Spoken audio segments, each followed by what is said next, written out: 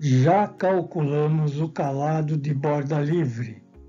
Verificamos que o volume do porão é compatível com esse calado máximo.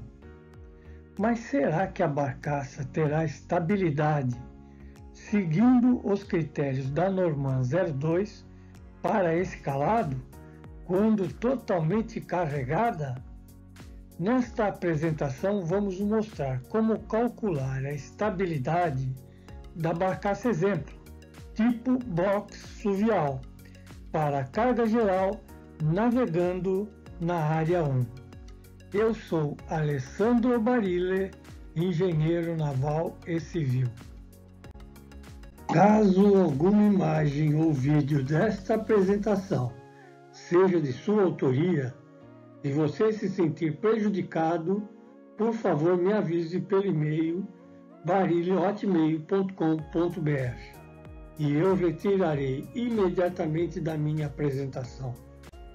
Não construa embarcação exemplo sem autorização por escrito do autor. Tem direitos autorais.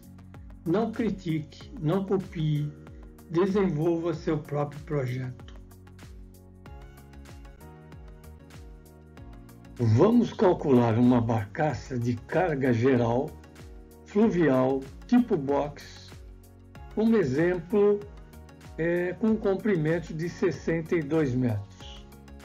Área de navegação, área 1, para águas abrigadas, com alturas de ondas não significativas.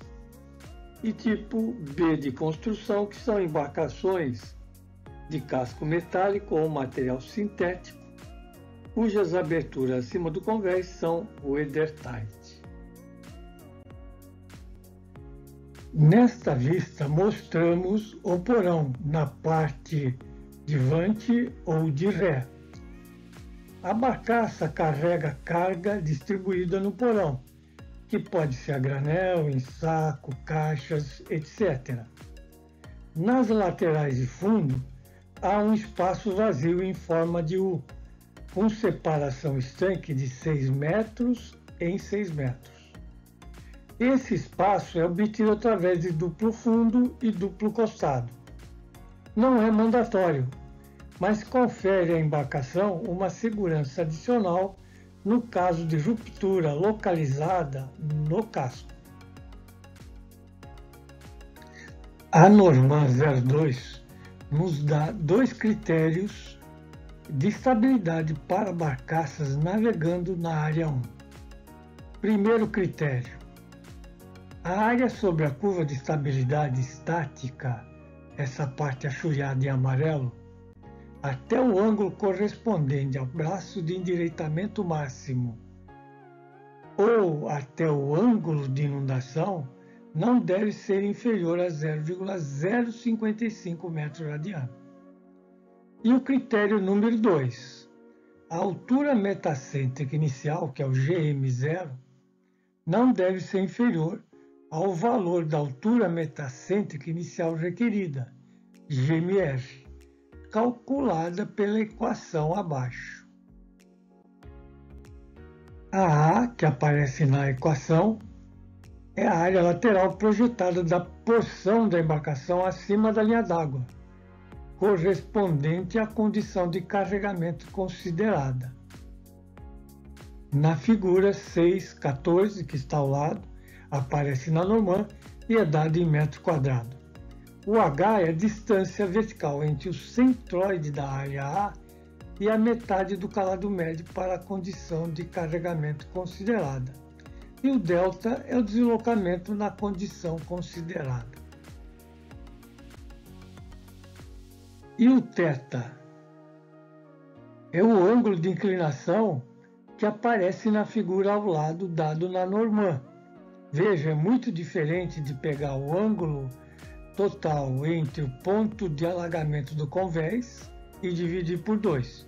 Preste muita atenção. Agora, também devemos tomar o menor valor entre esse θ e 14 graus. Se esse valor de θ for superior a 14 graus, nós vamos considerar que o θ é 14 graus. E o P que entra na equação, tonelada por metro quadrado, é dado na expressão abaixo, e o LPP é o comprimento entre perpendiculares, que no nosso caso de uma barcaça é de espelho a espelho.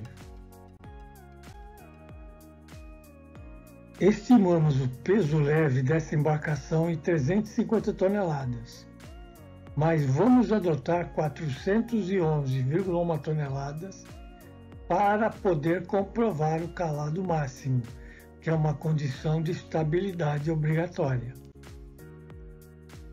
O KG estimado foi de 65% do pontal máximo, ou seja, da linha de base até o topo das tampas das escotilhas, de modo a evitar a prova de inclinação. O LCG está a meia nau, pois a barcaça é simétrica longitudinalmente e transversalmente, o TCG também é 0. Ponto de alagamento vai ser o topo da braçola. As escotilhas do porão serão do tipo watertight. Mas veja bem, não são watertight. Quando a linha d'água, a banda levar a linha d'água para o topo da braçola, com certeza vai embarcar água sob pressão no porão. Embarque de água. No convés principal ou a meia nau, estão aí as coordenadas que vai ser na quina do convés principal, a ligação do convés principal com o costado, transversalmente a meia boca, longitudinalmente na polpa e proa 0, que são iguais, e a meia nau 31 metros. A Norman 02 estabelece as seguintes condições de carregamento: 100% de carga no calado máximo e 10% de carga. Primeira condição de estabilidade requerida pela Norman é 100% de carga. Tomamos a embarcaça leve, com peso estimado, pegamos a carga máxima que ela pode transportar no porão e calculamos o peso LCG/VCG total dessa embarcação carregada. Das tabelas hidrostáticas, nós obtemos os valores para calcular o deslocamento total, LCG e KG da embarcação carregada, o KMT, o GM0 é o KMT menos o KG, e o calado a meia nau, que vai me dar o valor máximo tocando disco de borda livre. Tomamos também as coordenadas dos pontos de alagamento no topo da braçola e o ângulo de imersão no convés, θF e θC. A partir das tabelas cruzadas para essa condição de carregamento, nós plotamos o gráfico GZ em função de θ. Verificamos que o ângulo de inundação no topo da braçola é inferior ao ângulo para o GZ máximo. Logo, vamos tomar a área sob a curva de GZ por θ antes do ângulo de inundação que fica no topo da braçola. Encontramos uma área de 0,09 metro por radiano, que satisfaz o primeiro critério da Norman, onde essa área tem que ser maior que 0,055. Ok, atendido. Verificamos a segunda condição, que é dada pela fórmula GM requerido, dada na tabela ao lado. Calculamos o P, calculamos a área vélica exposta acima da linha d'água, calculamos a altura do CG dessa área até o ponto do calado dividido por 2, calculamos os ângulos θ1 e θ2, o θ é o mínimo de θ1 e θ2 e 14 graus, o que for menor. Calculamos o GMR requerido e também chegamos à conclusão que o GM0 é maior que o GM requerido e a condição também está atendida. Para a segunda condição da Normand, que é 10% de carga. Tomamos a barcaça leve, tomamos a carga máxima de 10% e chegamos ao valor do deslocamento total da embarcação nessa condição de carregamento. A partir das tabelas hidrostáticas, chegamos ao valor de deslocamento dessa barcaça carregada com 10% de carga, seu centro de gravidade, KMT das tabelas hidrostáticas, GM0, que é KMT menos o KG, e o calado médio nessa condição de carregamento. Verificamos novamente as posições do ângulo de alagamento no topo da braçola e o ângulo de imersão no convés. A partir das curvas cruzadas, plotamos o gráfico de GZ por θ. A primeira coisa que constatamos é que o ângulo para GZ máximo é inferior ao ângulo de inundação. Logo, vamos tomar a área até GZ máximo. E chegamos à conclusão que o primeiro critério da Normand é atendido com lazeira.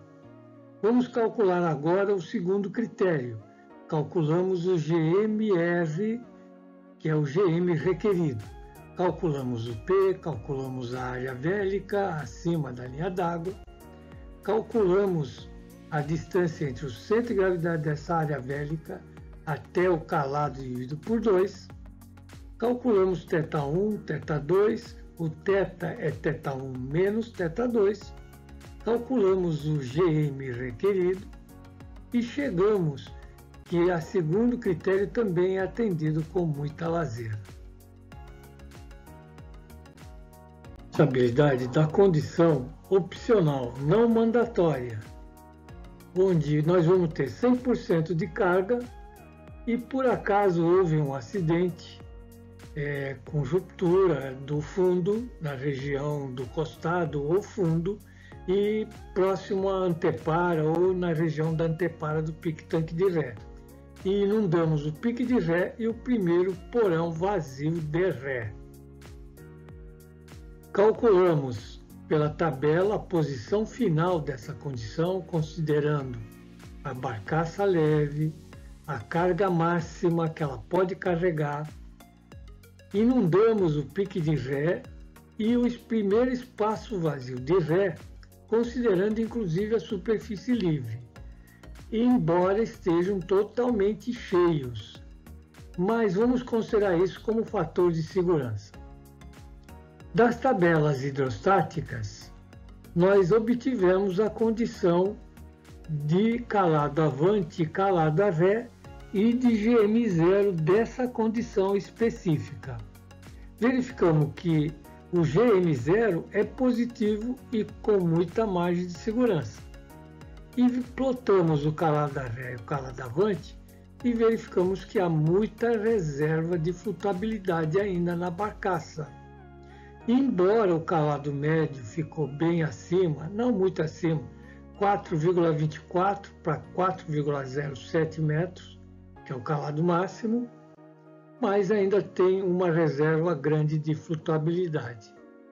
Essa é a vantagem de termos uma barcaça com duplo costado e duplo fundo. Deixamos aqui uma bibliografia para quem quiser se aprofundar mais sobre o assunto. Esta apresentação não tem nenhum objetivo acadêmico. Trata-se apenas de conhecimentos básicos e mostrar toda a beleza da ciência que está por trás da engenharia naval, dedicada a todos os aficionados por construção naval. Estamos terminando mais esta apresentação. Se gostaram, indique aos seus amigos e inscrevam-se no canal da Engenharia Naval. Muito obrigado.